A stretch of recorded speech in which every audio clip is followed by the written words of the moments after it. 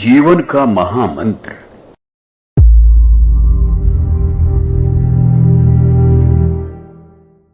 जीवन का सच्चा सदुपयोग ही जीवन का महामंत्र है। जब भी मन में कोई उदात्त प्रेरणा जागे तो उसे बलपूर्वक थाम लो।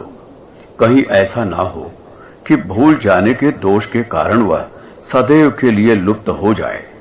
किसी भी सिद्धांत की सार्थकता उसकी व्यावहारिकता अनुभूति में है।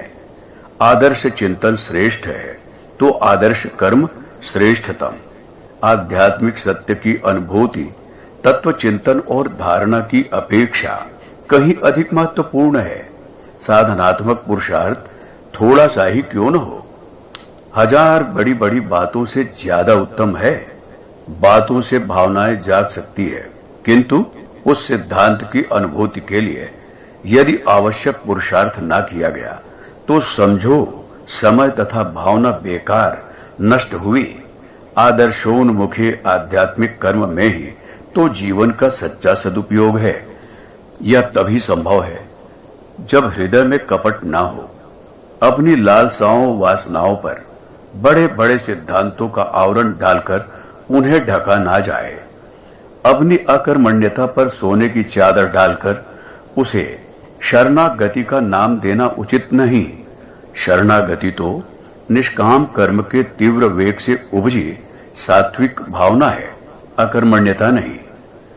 निश्चित जान लो कि आध्यात्मिक साधना ना हो पाने का कारण शारीरिक सुख सुविधाओं की चिंता और इंद्रिय भोगों की लालसा ही है। क्योंकि जैसे ही मन में आध्यात्मिक साधना में संलग्न होने की, कठोर तप में प्रवृत्त होने की बात बैठती है, इंद्रियां विरोध करने लगती हैं। शरीर पूछने लगता है, रे मन, भला क्या यह आरामदायक होगा? सच तो यह है कि सांसारिक उपलब्धियों के लिए जितने साहस और संघर्ष की आवश्यकता है, आध्यात्मिक जीवन के लिए उससे भी कहीं अधिक संघर्ष और साहस आवश्यक है। कृपण व्यक्ति धन संग्रह के लिए जितना अध्यवसाय करता है, वीर सैनिक शत्रु पर आक्रमण करने के लिए जितना साहस रखता है, आध्यात्मिक ऊर्जा को पाने के लिए सदैव के लिए जीवन की समस्त दुर्बलताओं को जीत लेने के लिए उतने ही अध्यवसाय की, उतने ही महान साहस की आवश्यकता है। किसी भी प्रकार की आध्यात्मिक अनुभूति के पीछे रहस्य है अदम्य साहस, सर्वथा भयहीन साहस। इस सत्य को पहचानने पर ही जीवन का सच्चा सार्थक सदुपयोग संभव है। जीवन के सच्चे सदुपयोग अर्थात जीवन के महामंत्र की साधना करके ही जीवन के रहस्य को जाना जा सकता है।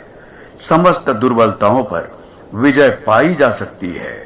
पुस्तक जीवन पथ के प्रदीप, लेखक डॉक्टर प्रणव पंड्या।